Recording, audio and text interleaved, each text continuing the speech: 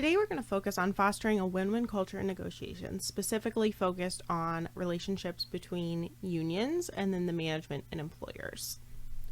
So within fostering a win-win strategy, it's really important to consider the long-term relationship and then being willing to add value and understand the other party's values. So in this presentation, I'm going to discuss the 5 steps to negotiating, how to build a win-win strategy and strategies for implementing a win-win strategy, and then common pitfalls that you're going to want to avoid in a negotiation.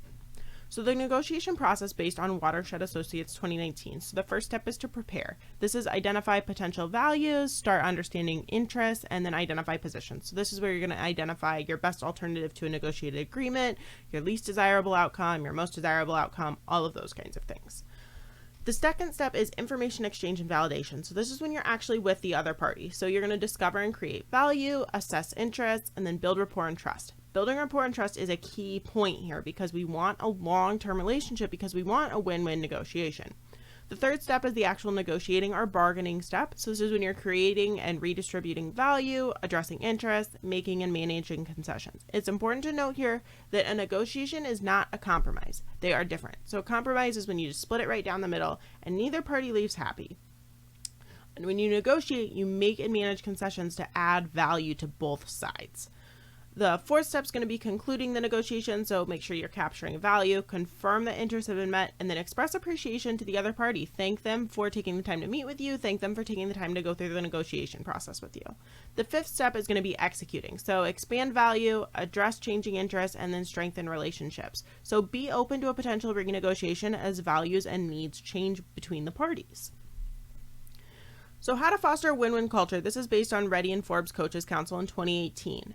So step 1 is prepare and be knowledgeable. Preparation is key. So you have to have facts and data to support your evidence. You also need to understand and think about the other party's facts and data.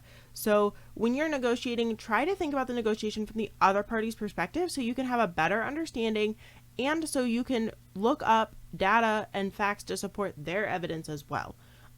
Step 2 is going to be identify and set clear goals. So these need to be based on your interest and the other party's interest. This is another point where you're going to think about the negotiation from the other party's perspective.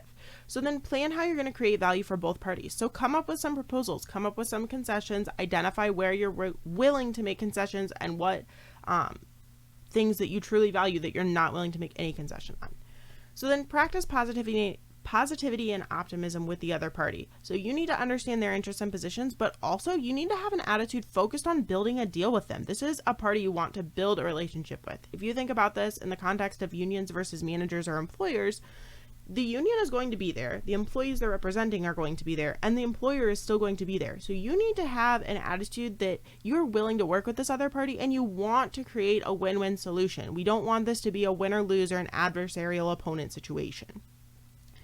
Additionally, you need to ask questions for clarification. So making an assumption in a negotiation can be extraordinarily detrimental to the success of the negotiation because you might assume something is very important to the other party, they might assume something is very important to you, when in reality, neither thing is important to either party, and it could easily be a concession that then you could move on and make productive solutions.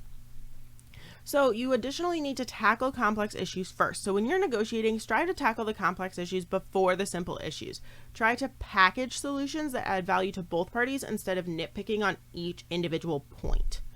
And then always treat the other party with respect. So the other party should always be treated with respect throughout the entire negotiation process, especially when you consider unions, managers, employees, employers. Everyone should be treated with respect. And then consider building a long-term relationship. So the reason you want a win-win culture, the reason you follow a win-win strategy is because you have the opportunity to build a relationship and you need to.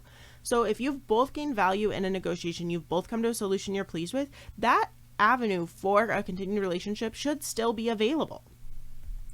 So common pitfalls to avoid, these come from Boole from Stanford Business. Poor planning. So failure to plan prior to a negotiation makes having a successful negotiation almost impossible. You need to prepare. You need to think about your interest and the other party's interest and have data and justification to back up your positions.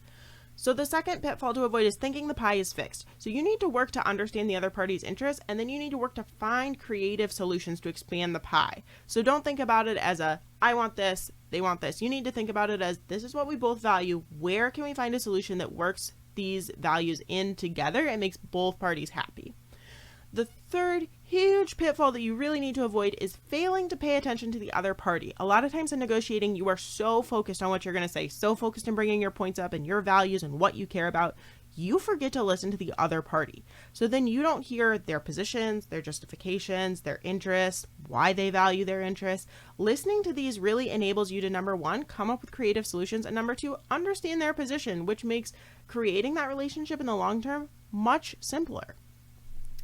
So in conclusion, it is extremely important in a win-win strategy that you focus on preparing for a negotiation, building a long-term relationship. So you have to work to build that long-term relationship, especially in the context of unions versus employers or managers, because all of the parties are going to continue to be present, and having successful win-win relationships and building a strong relationship is going to make every negotiation going forward more successful for both parties. And then here are my references.